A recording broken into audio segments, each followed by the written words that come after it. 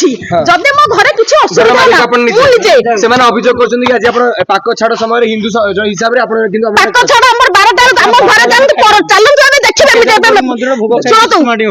ଇଏ ରୋଷେଇ ଘର ସାରା ମୁଁ ଦେଖି ଦେଇକି ଆସନ୍ତୁ ମୋ ଘରେ କଣ ରୋଷେଇ କିଛି ଅଛି ରାତି 4ଟା ବେଳେ ଆମେ ଖାଇବୁ ବୋଲି ଡାଲମା ପରଟା ବନେଇକି ଦେଇଛୁ ଖଣ୍ଡା ଦେଖଉଥିଲେ ଏବଂ କିଏ ଖଣ୍ଡା ଦେଖଉଥିଲା ମୁଁ ଦେଖଉଥିଲି ଯିଏ କେହି ଖଣ୍ଡା ଦେଖଉଥିଲେ ଚାଲନ୍ତୁ ଏବେ ଦେଖିକି ଆସିବେ ଆପଣ ମିଡିଆ ଦେଖନ୍ତୁ କେତେ ଜିନିଷ ଦେଖନ୍ତୁ ମୋ ପୁଅକୁ ବାଡେଇଛନ୍ତି ଆସିକି ଆମେ ମନା କରୁଛେ ବାଉଣ୍ଡରୀ ଭିତରୁ ତମେ ଯାଅ ଯାହା କରିବା କଥା ସେପଟେ ଆମ ଉପରକୁ ଆମିଷ କଞ୍ଚା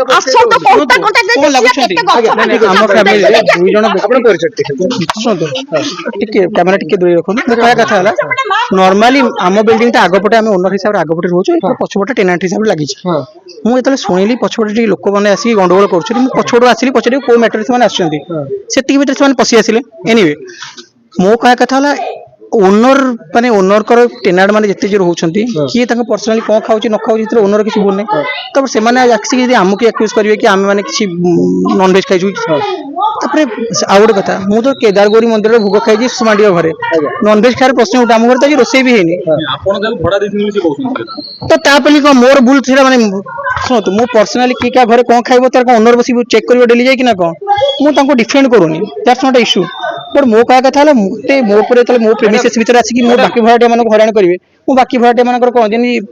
ଜଣେ ଗୋଟେ ଲିଗାଲ ସେଲ୍ କରିଛନ୍ତି ଅଫିସ ତାଙ୍କର ତ ଅଫିସ ବି ବନ୍ଦ ଥିଲା ତାଙ୍କ ଆସିକି ବି ଯୋଉ ଫୁଲ କୁଣ୍ଡ ଗୁଡାକୁ ଭାଙ୍ଗିଦେଲେ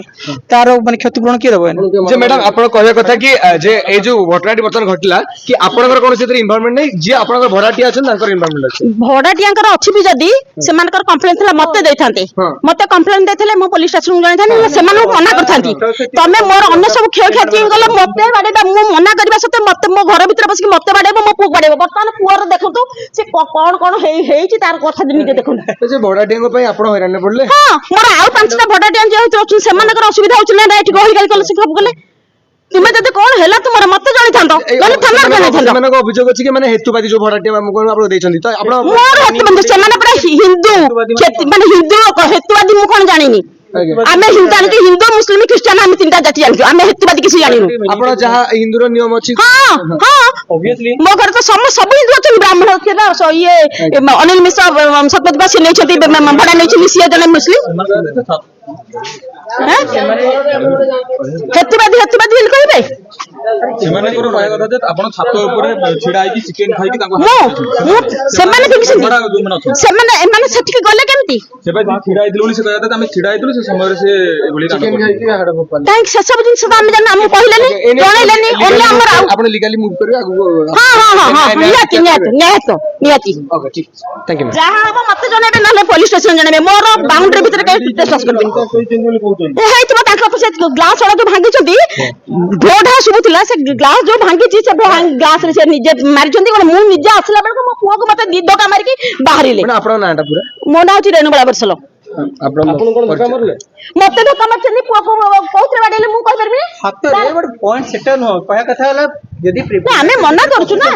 ପ୍ରିମାଇସିସ୍ ରେ ଖାଲି ଯାହା ଏଗେନ୍ଷ୍ଟ ସେମାନେ ଆସୁଛନ୍ତି ସେମାନେ ନାହାନ୍ତି 6ଟା ୟୁନିଟ୍ ଲାଗିଛି ସେ ବଡ ବିଲ୍ଡିଂ ରେ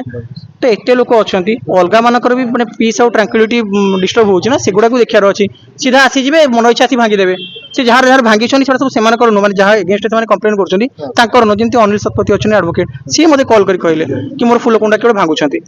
ଠିକ ଅଛି ବୁଝିପାରୁଛ ମନ୍ମୟ ବରିଶାଲ ମନ୍ମୟ ବରିଶାଲ ଆପଣ ଡେଜିଗ୍ନେସନ କିଛି ହଁ ମୁଁ ଜବ୍ କରେ ଓକେ